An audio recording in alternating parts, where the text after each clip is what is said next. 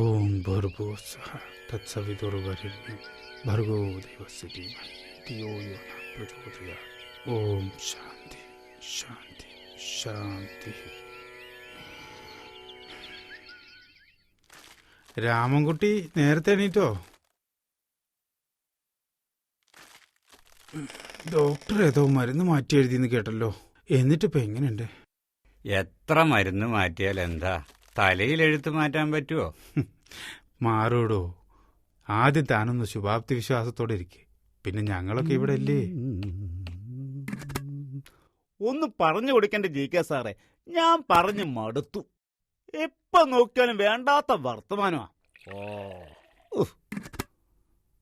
ചായ കുടിക്ക്. കുടിക്ക്.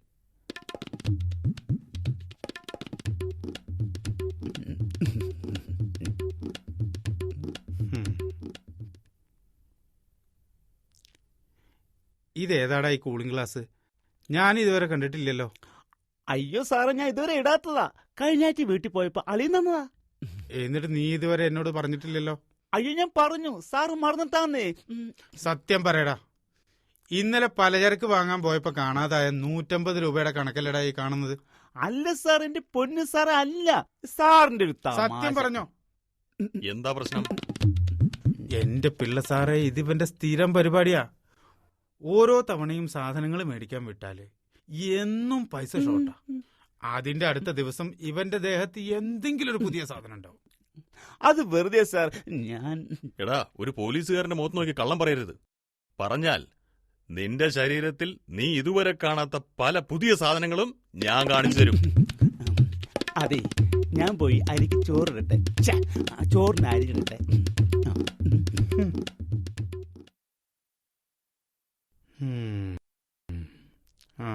രാമകുട്ടി ചായ കുടിക്ക. മരുന്ന് ഞാൻ കൊണ്ടുവരാം. അല്ല, മാളു എവിടെ? കണ്ടില്ല. രാവിലെ അന്തോണിച്ചന്റെ കൂടെ പോയതാ. ചിലപ്പോ പശുവിനെ കറക്കാനാവും.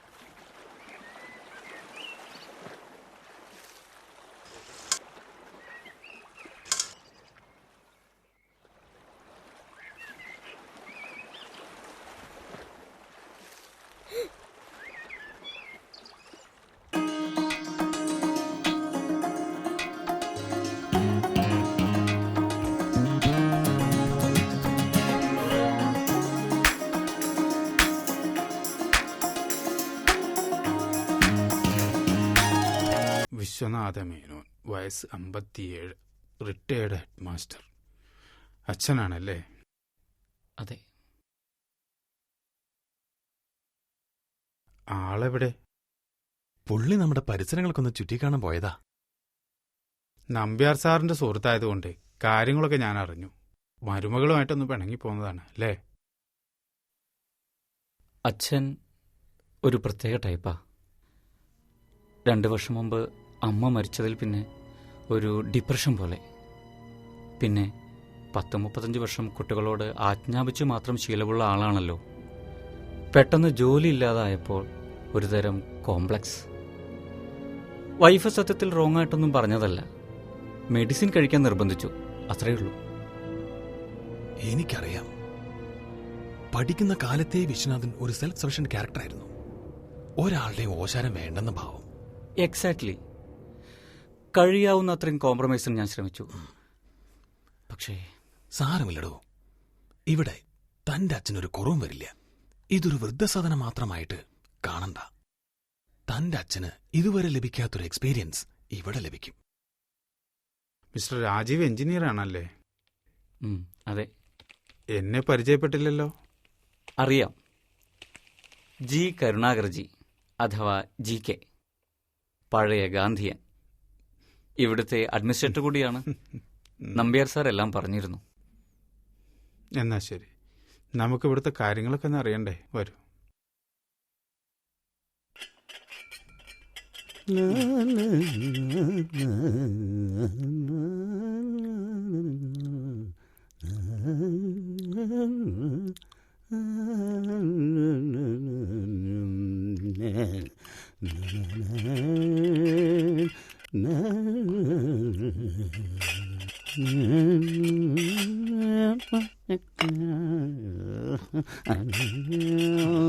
മോളെ മാളേരം വരയ്ക്കേണ്ടവരും.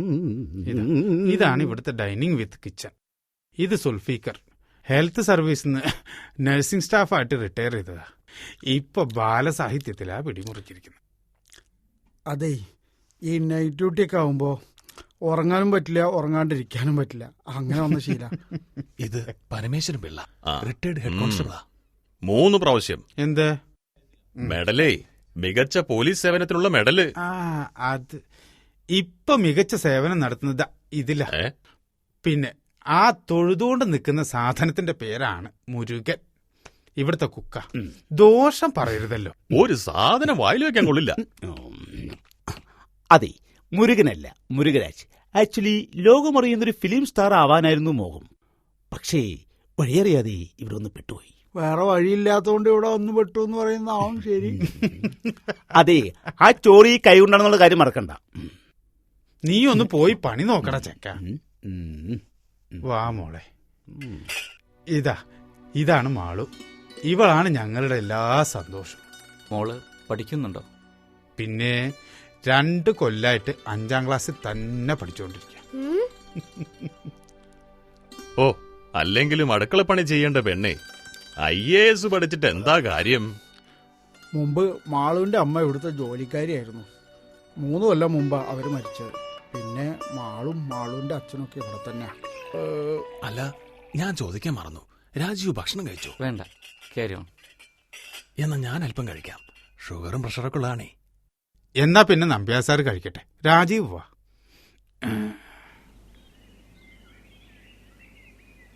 മാളുവിന്റെ അച്ഛൻ രാമൻകുട്ടി ഒരു കിഡ്നി പേഷ്യന്റാ. ട്രാൻസ്പ്ലാന്റേഷൻ വേണ്ടി വരുമെന്നാണ് ഡോക്ടർമാർ പറയുന്നത്.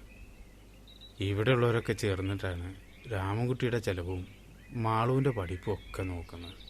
പിന്നെ നിങ്ങളെപ്പോലുള്ളവരുടെ കാരുണ്യമൊക്കെ ഉണ്ടെങ്കിൽ വലിയ വലിയ കാര്യങ്ങളൊക്കെ ചെയ്യാൻ പറ്റും. അച്ഛനെ നോക്കുന്നതിന് വില പറയാമെന്ന് വിചാരിക്കരുത്. അങ്ങനെ പറയത്തക്ക സാമ്പത്തിക ശേഷിയുള്ള ഒരു ട്രസ്റ്റൊന്നും ഇതിനില്ല. പിന്നെ എല്ലാവർക്കും പെൻഷൻ ഉള്ളതുകൊണ്ട് ഇങ്ങനെ കഴിഞ്ഞു പോകണമെന്ന് മാത്രം. വൃദ്ധരാണെന്നുള്ള തോന്നൽ ആർക്കും വരാതിരിക്കാനാ പുറത്ത് വിശേഷിച്ച് ബോർഡൊന്നും വെക്കാത്തത്.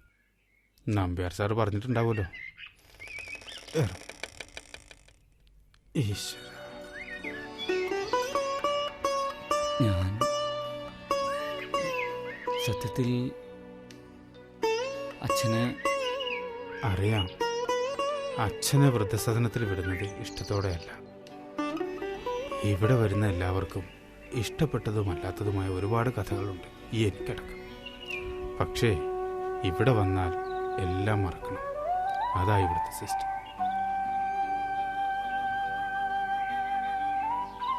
അച്ഛൻ പുതിയ താമസക്കാർ വന്നവരെ JK സാർ എന്നോട് പറഞ്ഞില്ലല്ലോ. ഞാനും ആളെ ഇപ്പോഴാ കാണുന്നത്. നമസ്കാരം. ഞാനൊന്ന് കുളിക്കാൻ പോയതായിരുന്നു. സ്ഥലം കാണാൻ വന്നാന്ന് പറഞ്ഞപ്പോ പാടവും പറമ്പും കംപ്ലീറ്റ് ഞാനായിട്ട് കാണിച്ചു കൊടുത്തു. ഇത് അന്തോണി. കൃഷിയായിരുന്നു മുമ്പ്. ഇവിടെ അതൊക്കെ തന്നെ, പാടത്തെ പണിയും പശുക്കളെ നോക്കലൊക്കെ ആയിട്ട് അങ്ങനെ. ഞാനൊന്ന് അടുക്കള ചെല്ലട്ടെ, ആയിക്കോട്ടെ. വയറ് കത്തണ വിശപ്പുണ്ടേ. കാണാം മാഷേ, ഇവിടെ തന്നെ ഉണ്ടാവുമല്ലോ. എന്നാ ശരിട്ടോ. എന്നാ മാഷ് ചെന്നോളൂ, റൂമൊക്കെ ശരിയാക്കിയിട്ടുണ്ട്. രാജീവ്,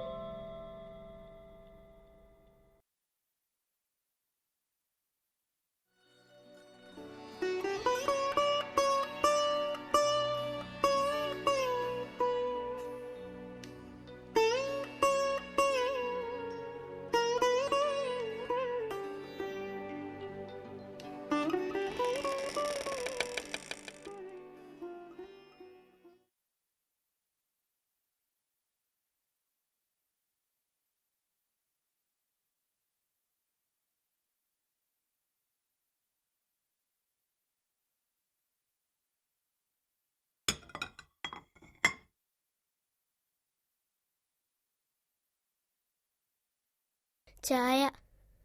പഞ്ചസാര വേണോ വേണ്ടയോന്ന് അറിയാത്തോണ്ട് വേറെ വെച്ചിട്ടുണ്ട്. നിൽക്ക്.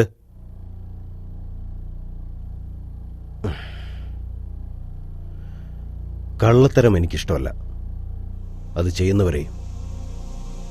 നമ്മൾ കഴിക്കുന്ന ഭക്ഷണമാണ് നമ്മുടെ മനസ്സായി മാറുന്നത്. നീ കൊണ്ടുവന്ന ഈ ചായ ഞാൻ കഴിച്ചാൽ ഞാനും കള്ളനാവും.